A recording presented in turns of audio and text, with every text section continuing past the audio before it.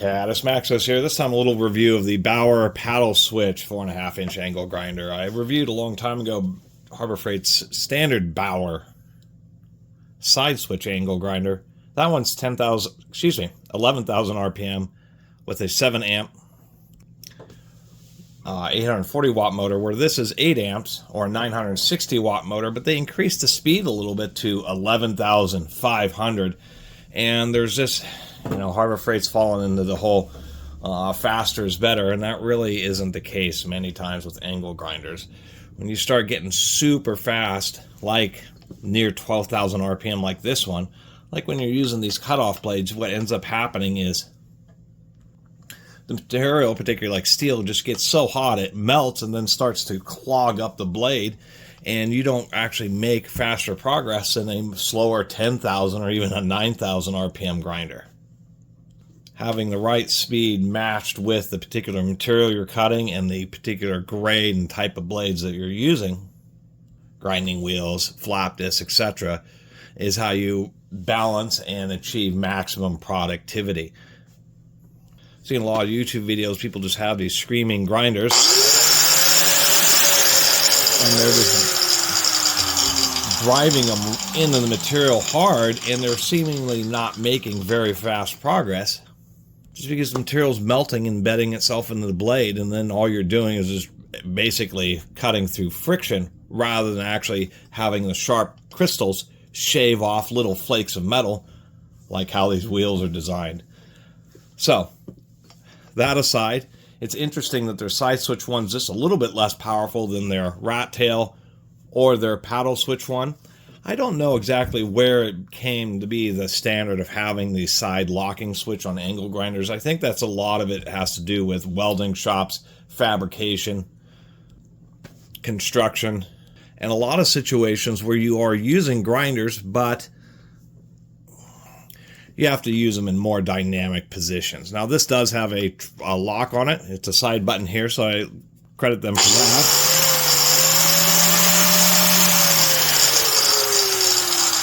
And it's not really that loud. It doesn't sound too bad.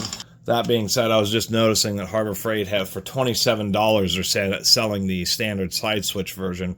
But they still want $45 for the Bauer, but you can always get Harbor Freight coupons. Sometimes it takes a while for the particular coupon to roll around for a product that you're looking for in particular. Make sure I have that unplugged. It's a decent paddle switch. The thing I've always had issues with is these little safety lockouts, where sometimes you grab them and you fold the lockout, and what ends up happening is you fold it, that lockout pinches the back finger, so you're kind of like this, you fold it, and then you squeeze the trigger, and then you pinch the inside of your finger. I've just done that to myself dozens of times, and it's always so annoying. You got to kind of remember to slide your hand down over the trigger and then pull it. And so the nice thing about these is that it is a spring-loaded trigger. If you have any issue where a blade breaks or it jumps, or maybe you temporarily lose your grip or something stepping on the cord, that it automatically shuts off the grinder, where the side switch versions, of course, do stay on. It still is a very cheap grinder. So for 45 bucks, not that great of a deal, but if you can get these for a bit cheaper than they are, then they are worth it. And the thing about these grinders, they are a little better than the Warriors, and depending on what you're doing, sometimes you just are in situations where you're doing a lot of sanding or grinding, and you just end up burning up or ruining grinders pretty quickly. And so there's this economic consideration where if you could buy a nice Metabo or a Makita or something, those are going to run around $100 or something. Is that $100 Makita or Metabo going to last longer than buying 3 Bauers on sale? That's nothing to say of like more, if you do spend $100 or $120 or $150 on a small grinder from one of the pro brands these days, that you can get much more powerful motors. But then Harbor Freight tries to compete with them with their 11 amp Hercules 4.5-inch grinder. But that thing's like $55 or $60, and it's maybe a little bit less incentive. One thing I will mention is some people do like these quick release triggers, or guards, but I never liked them, specifically for the reason that there's just this big protrusion here. And many times I found when I'm cutting, I like to get the most out of my wheels, and we can see that this just sticks out so far from the gearbox that in many times it ends up being an interference. I do recommend having grinder guards just because I've seen what happens when wheels blow up, but I don't care for the quick release, so I'm going to end up just replacing that with just a little bolt. Standard fare, just a standard wrench. Surprisingly enough, it looks like there's a little undercut where they could have had an O-ring. A lot of grinders will have O-rings so that this bottom washer doesn't want to fall off. Other than that, not a lot else to say. It's a little bit more modern design. So what they have is they have this little shield here. What that does is that provides a convolution, so grit actually has to go up and then travel this way to get through the seal around the center moving portion of the bearing. And it actually helps these lower bearings last a lot longer. In most cases, it's going to be the back bearing that's isolated is the one that's going to wear out the soonest. Taking a little look at the gears, as in the previous ones, I mean, as far as, how they're built, interestingly enough, it actually I wonder if that is it's actually a little ball bearing up there. I was kind of assuming it may have been a sleeve bearing. So that's pretty decent. It just uses a little nut to hold on the output gear, helical cut bevel gears. Just a basic white lithium grease, but they did put plenty of it in there.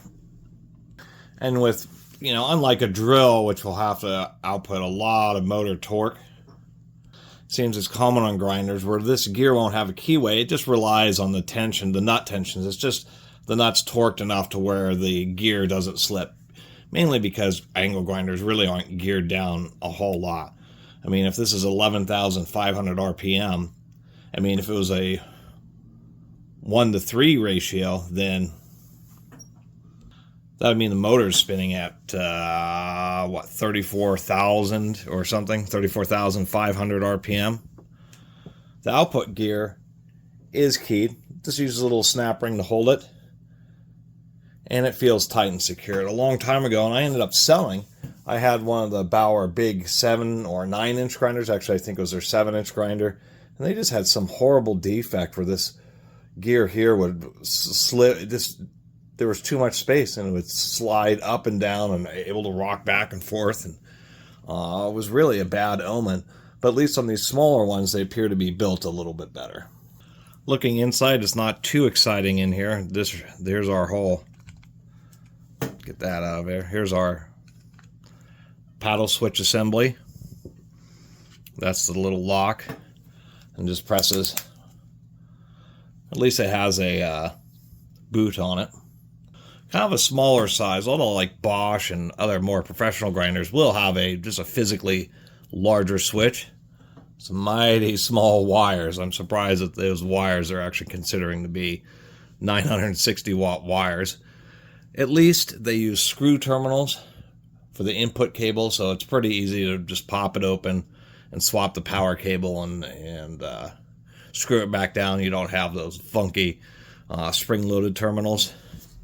And what has become a basic standard, clock spring brushes. What this allows is both a really low profile because you don't have the spring on top of the brush, but then that extra space can be used to have the brush itself be physically taller and longer lasting. I don't mind this design here because it is a brass brush holder, so at least it's not Bakelite or some plastic. But the other nice thing is it actually allows a lot of airflow to get around 360 degrees, so it does help kind of keep the brushes a little bit cooler. On many plastic body power tools, the issues there's a lot of issues that revolve around the gearboxes and the screws just getting loose during, from the torque and thermal cycles on the working end.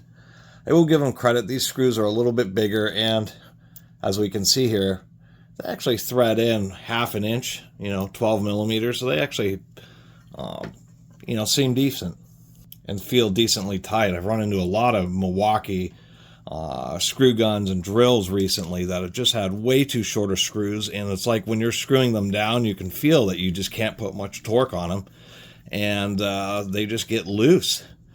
just because they chinched out too much on the screws. And they, at least I'm glad to see that at least these screws ought to be able to stay tight for a reasonable amount of time. But it's one of the things you just have to do with plastic body tools, is periodically recheck and make sure the screws are tight. As soon as they start getting loose, and the whole tool starts wearing out much more quickly. I mean, they try to check a lot of boxes. We do have a nice little air deflector here. Helps channel the air and make the fan more effective, but also force more air through the center of the motor. I mean, they did epoxy coat the field windings, which is nice to see. It's surprising how many tool manufacturers won't do stuff like put epoxy coating on field windings. It just helps, particularly in a grinder, because there's a lot of debris and grit that flies through them. It just helps prevent that debris and grit causes abrasion. And I've only really seen it in well-used rotary hammers, but I've seen it where both on the motor and on the input side of the field windings, where the grit, the dust that's gone through the tool has essentially started sandblasting the wires. Here's our motor. It's reasonably well balanced, but there's actually, well, maybe not so reasonable. We have balancing there, grinding there, quite a bit of grinding right here. I actually had to remove a significant amount of mass right there. More grinding right there, so it's okay, but it's not the best. And this is kind of a new trend for motors. What they're doing is they're just making them smaller in diameter, a little bit longer to concentrate more power into them, and they allows them to spin faster, so they can achieve higher gear ratios, so that you can get a little bit more torque for the per watt output. I will give them more credit. I mean, we have that's purple string, which is or blue string, I should say. And what that does is that just creates turbulence around the windings, so that when grit does come in there, it kind of gets deflected by this. And it's actually, we can see where a little oopsie there. But nonetheless, it does have folded contacts, but that's okay. At least there is some mitigation, some consideration that it is an angle grinder, and there is some additional protection on the motor. So, I mean, as far as on paper, these do okay.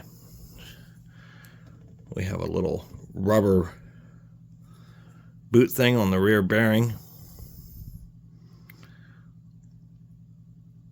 which is surprisingly tight for... Oh, I see. Well, that's interesting. I'll give them a little bit more credit for that, too. This must be a more premium tool. It is a CAU bearing.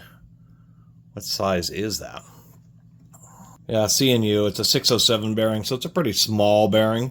But nonetheless, it is a rubber seal ball bearing, so I'll give them credit for that. They're probably realizing, after enough power tool returns over the decades that Harbor Freight has been around, that, hey, a lot of people are returning tools, and we're finding that it's these back bearings that are wearing out, so we'll actually finally make them sealed.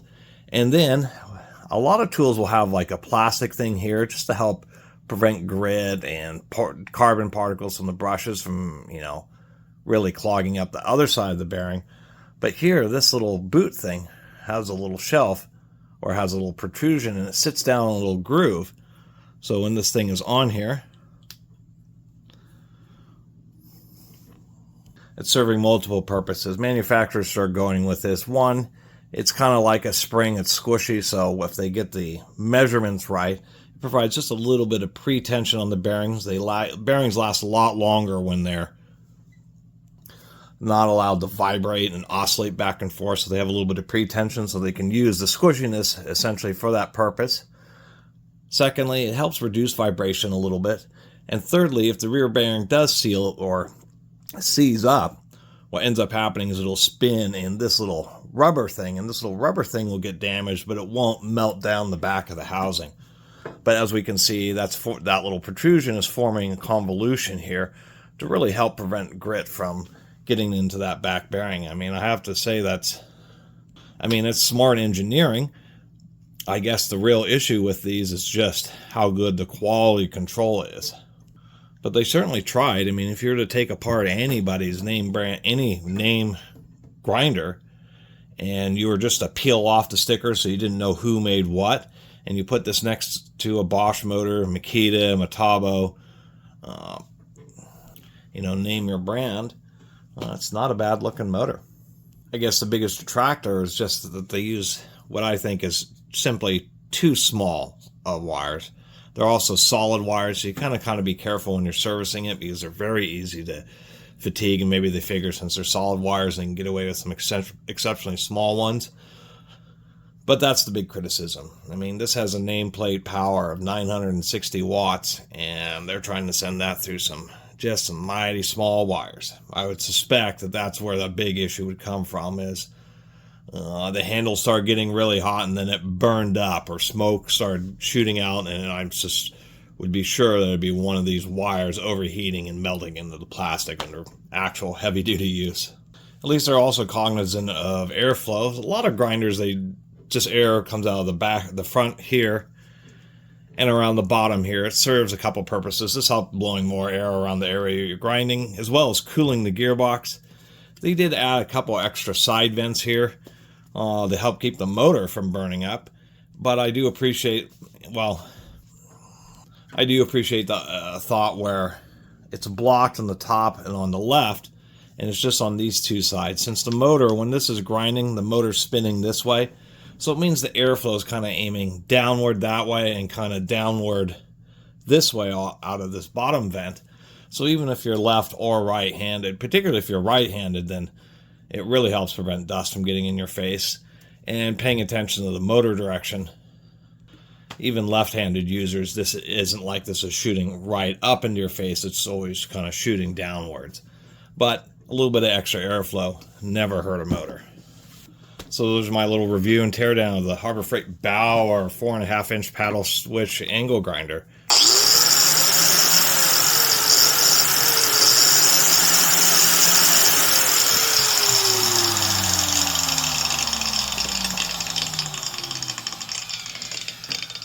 It's definitely a lot better than the Warriors, and certainly worth it. Like, for me, if you can get it for around $30, I think I paid, it was like an odd price. It was $33 or something, because it was on their open box table. They've recently moved it from a shelf in the back of the store to a table in the front of the store for their return tools. But one thing I was noticing here is that they don't have a country of origin on the label. They're like trying to hide that fact for some reason or another. And it's a little sad that Harbor Freight's doing that. It's like they're trying to hide from it being a Chinese tool. Everybody knows their stuff is Chinese, with like a couple of token things like, an ink pen that's made in the USA. Maybe a couple other products here and there. But I don't know why they would admit the country of origin on the label. I just think it's a little bit cheesy.